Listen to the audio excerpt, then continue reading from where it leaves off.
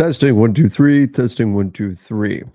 It's been a disaster of a season for the Phoenix Suns, and we all know they're likely to be moving Kevin Durant via trade this summer. But where's he going to go? Houston is a name that keeps popping up, and now we've got confirmation from Shams Charania that there is mutual interest between KD and Houston and KD. I'm Trevor Lane. This is the Basketball Bulletin. Make sure you subscribe right here to the channel. Let's check out what's going on with the Rockets and Kevin Durant.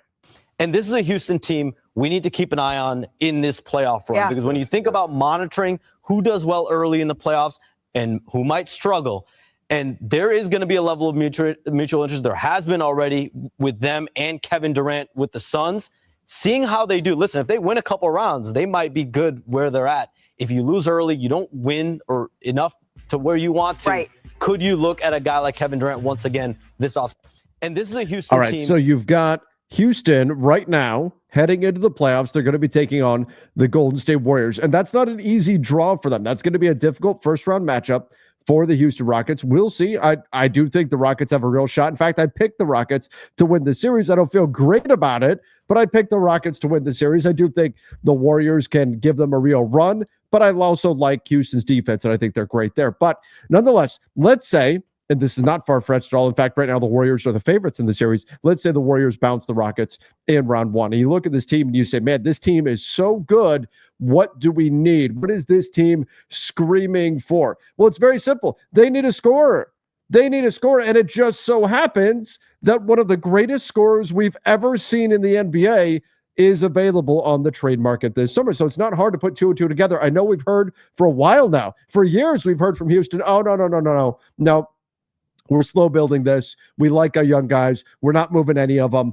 All of that. That's been the common refrain from the Rockets.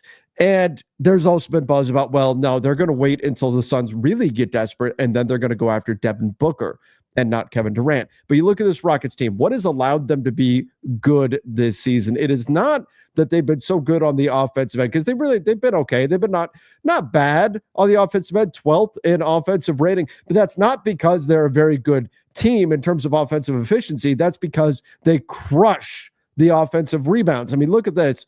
Number one in the NBA by far in offensive rebound percentage. So they're not a particularly efficient offense. In fact, you look at their field goal percentage, it's not where you would expect a team like them to be. 21st in the NBA in field goal percentage, 36% from three is okay. 36.8 attempts from three is okay. That's not particularly high volume. Then you go look at their 3-point percentage and you see, okay, this is a team that is good, but are they great? Are they able to really get to that next tier? Probably not. In fact, there they are, 21st in the NBA in 3-point percentage per game. So it's really what's holding up their offense is they're getting a high volume. They're getting a lot of shots because they're getting so many offensive rebounds. In fact, when we go look at field goal attempts, they're number one in the NBA. No coincidence. They also have the most offensive rebounds. So they are getting it done on volume. So could that become a problem when teams really focus in the postseason on keeping the Rockets off the glass, and then their issues with efficiency are exploited? So let's say that happens. Let's say the Golden State Warriors are able to keep the Rockets off the offensive glass. Their offensive efficiency isn't there, and the Rockets say, hey, what if this summer, we're really good. We're the 2 seed in the West already. We've got all this young talent. What if we go add one of the greatest scorers of all time? So how could they do that? Well, looking at contracts, I mean, Fred VanVleet has a team option.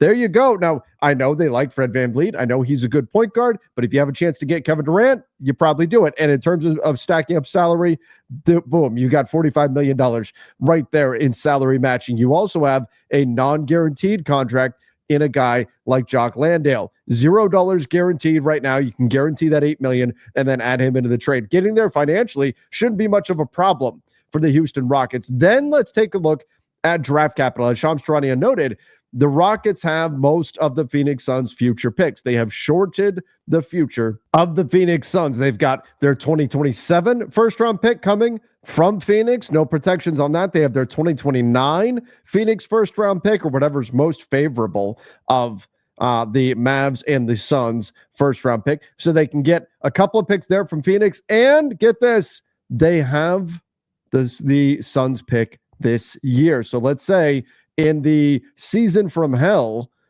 If the Suns, the silver lining is they happen to win the draft lottery, which they have a 17% chance of moving into the top 4, just a 3.8% chance of getting the number 1 overall pick. But let's say, I mean, that's a nearly 1 in 5 shot of getting a top 4 pick. Let's say they'll wind up 4th.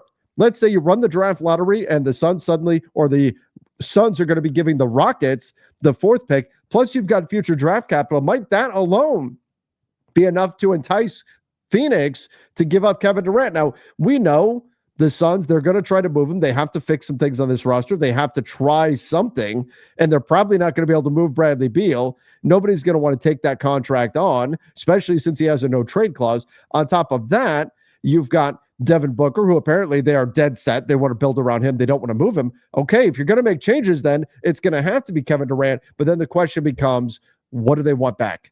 What do they want back? And the belief is that Kevin Durant is also going to work with the Suns to try to find his landing spot because he is a free agent 2026, 2027. So he needs to wind up going somewhere where he actually wants to go, because if he doesn't, well, then he's just going to tell the incoming team or the team that he'd be getting traded to, hey, I won't sign an extension with you guys and I'm going to leave next summer. And if he does that, well, they're probably not going to be willing to give up much in the trade in order to land KD on just a 1-year contract. So Kevin Durant will have a lot of influence here. Shams already reporting that KD has interest in Houston. You could put together a trade. Might the Suns just say, you know what, our best bet is to clear KD off the roster, get a good defensive point guard, a guy who can be scrappy next to Devin Booker, in Fred VanVleet, get some of our own draft capital back, and then we can figure some things out from here to truly reset, because I don't know that another Kevin Durant trade is going to be out there that puts the Suns into contention, that gives them the pieces they need around Devin Booker to contend. Because the problem is Kevin Durant wants to contend. KD wants to contend. So there's a decent chance that if you were another team and you're giving up stuff that would help the Suns contend, Kevin Durant's just going to go, oh, well, no, never mind. Then I don't want to be there. I only want to go there if I get to play with players X, Y, and Z. And so I don't know how likely it is that the Suns are going to find a bunch of win now pieces. The Houston Rockets can get there financially while still providing some guys who can legitimately help the Suns this year, and the future draft capital. They can give the Suns their future back. This is why the Rockets, or part of why the Rockets essentially shorted the future of the Phoenix Suns. They were shorting the future of the Brooklyn Nets, and then they were able to trade some of those Nets picks for Phoenix picks. And part of the reason why the Nets ultimately triggered their rebuild and traded Mikal Bridges and all that was because they could get their own picks back. Now the Rockets could do the same with the Phoenix Suns and offer their own picks back in exchange for, in this case, Kevin Durant. And would you even have to give up all that draft capital? We're talking about 3 Suns picks. What if they wind up in the top 4? What if would you even part with that if you're Houston, if it's a top 4 pick? Let's say it just stays as is. Would you give up the 9th pick in the draft plus Fred VanVleet and like Jock Landale and some contracts to make the money work? If you're Houston, to get Kevin Durant right now, I'm not doing it if I get the number 1 pick. I'll tell you that. I don't know. I probably wouldn't do it if it was a top 4 pick either. But the 9th pick, okay, maybe we're talking, and you've got those 2 future picks you could use as well. That could be interesting. But again, that all comes down to whether or not the Rockets bow out early. Because if they don't, if they make a deep run, I think the Rockets do, as Shams noted, fall back on the idea of, we're going to continue building around these young players, and that's going to be our plan here. If they make a run, if they go to the West Finals, maybe they go to the West Finals, they get bounced by, let's say, OKC in the West Finals. Okay, then the Rockets will say, you know what, though? We're on the right track. We don't need to go get KD. But if you get bounced in round 1, by the Golden State Warriors, and the Warriors defense creates problems, and you can't crush the offensive glasses, which is what you've been doing all season long to mask how poor your offense has been, I think that temptation to go get the all-time great Kevin Durant will be very, very strong for Houston. But everybody give me your thoughts in the comments down below. What do you think about Kevin Durant potentially going to Houston, about him having interest in the Rockets, and the Rockets maybe having some interest in him as well? Give us your thoughts in the comment section down below. Go check out our video from earlier today about Nico Harrison and this insane exchange he had with ESPN's Tim McMahon. Go check that out right now.